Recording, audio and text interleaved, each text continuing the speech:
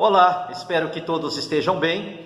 No vídeo de hoje eu quero estar dando continuidade ao estudo que nós estamos fazendo com relação às escolas helênicas. Em momentos anteriores já estivemos trabalhando aqui e caracterizando escolas como o estoicismo, correntes filosóficas como o epicurismo, enfim. E hoje eu quero continuar então trabalhando o pensamento e as características de mais algumas outras, No caso, hoje, especificamente, nós vamos estar falando sobre o ceticismo, que também foi uma escola que surgiu dentro daquele contexto, onde houvera um processo de dominação territorial muito intenso por parte de Alexandre Magno, Alexandre o Grande, filho de Filipe II, que foi rei da Macedônia, e que estabeleceu um processo de mistura de culturas, ao mesmo tempo em que ele dominava determinados lugares, em que ele tomava determinados países, territórios, ele também levava a cultura grega, e ali ele simplesmente fundia elementos culturais gregos com elementos culturais pertinentes a outros lugares, a outros estados, a outros países, não é? Com isso, permitindo muitas vezes que algumas pessoas perdessem, inclusive, as suas identidades. E diante de toda essa situação, muitas pessoas começaram a entrar em algum tipo de crise existencial, crise moral, crise ética, enfim, crise cultural, por conta dessa perda de identidade, ocasionada pelo fato desse processo de dominação territorial estar acontecendo de uma maneira muito intensa. Então, como nós já abordamos aqui e falamos sobre algumas escolas passadas, na semana passada, como o estoicismo, o epicurismo, hoje a gente vai estar falando sobre a escola cética, ou a escola o ceticismo, propriamente dito. O que foi o ceticismo? Também foi uma corrente filosófica fundada por Pirro de Élias, e revivido por Enesdomo. Esse sujeito, ele resolveu então apresentar ali uma forma das pessoas conseguirem a alegria, a ataraxia, a imperturbabilidade da alma. Então essa corrente filosófica defendia a suspensão, a princípio, do juízo, de qualquer tipo de juízo de valor que alguém pudesse estabelecer sobre qualquer tipo de verdade, dando um nome a isso de epoqué. Então, para ele, toda pessoa que quisesse chegar a um nível de tranquilidade precisaria abrir mão de qualquer tipo de verdade absoluta e simplesmente não emitir nenhum juízo de valor ou nenhum juízo sobre qualquer que fosse esta verdade.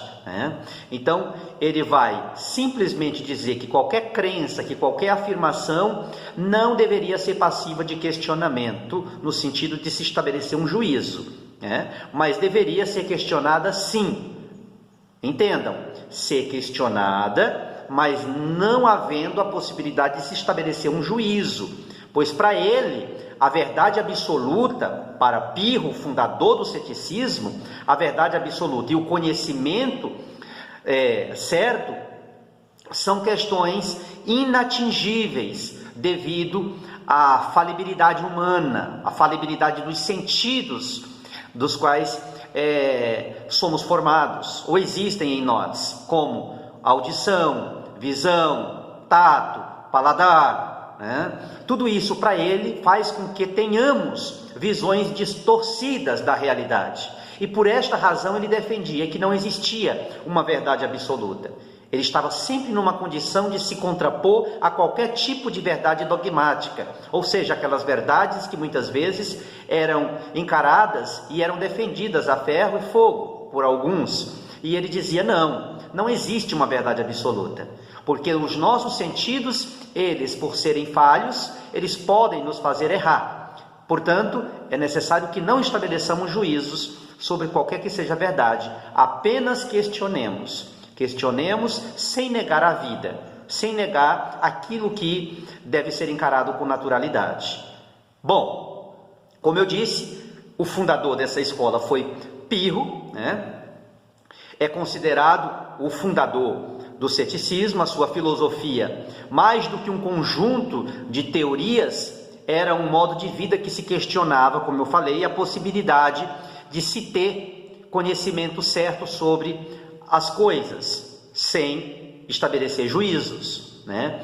Os seus principais conceitos, nesse sentido, envolvia a suspensão do juízo, conforme eu falei, a qual eles denominavam de epoché, ou seja, era uma atitude central do ceticismo, essa questão, né?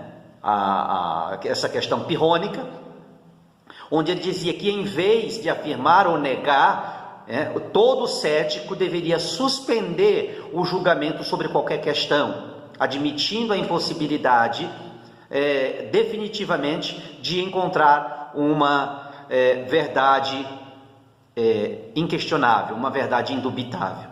Uma outra questão é com relação à inatingibilidade da verdade.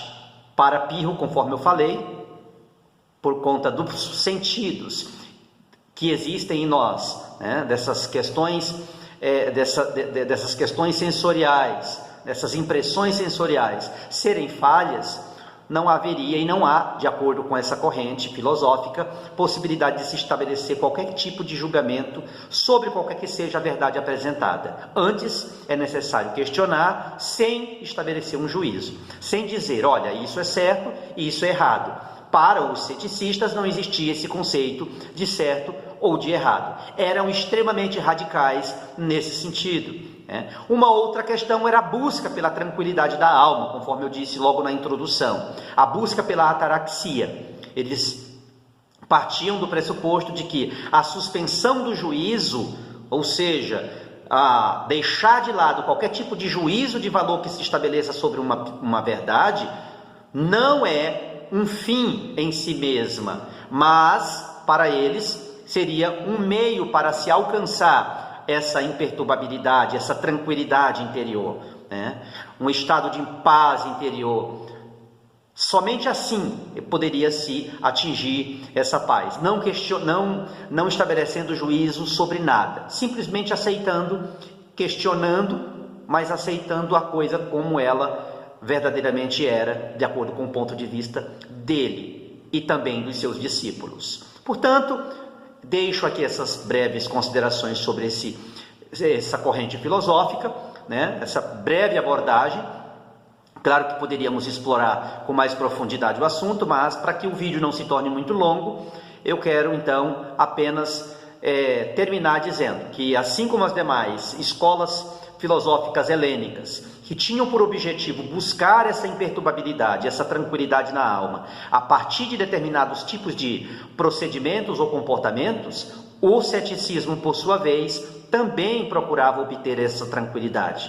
E essa tranquilidade para os céticos, para o ceticismo, se adquiria a partir da forma de não se aplicar nenhum tipo de juízo sobre qualquer que fosse a verdade, antes se colocando numa condição extremamente antidogmáticos, ou seja, sem aceitarem nenhum tipo de verdade ou de mentira, mas simplesmente viver a vida questionando e ao mesmo tempo não se deixando abater por nenhum tipo de verdade absoluta imposta por grupos ou por pessoas. É basicamente isso. Fico por aqui. Um forte abraço e até uma outra oportunidade.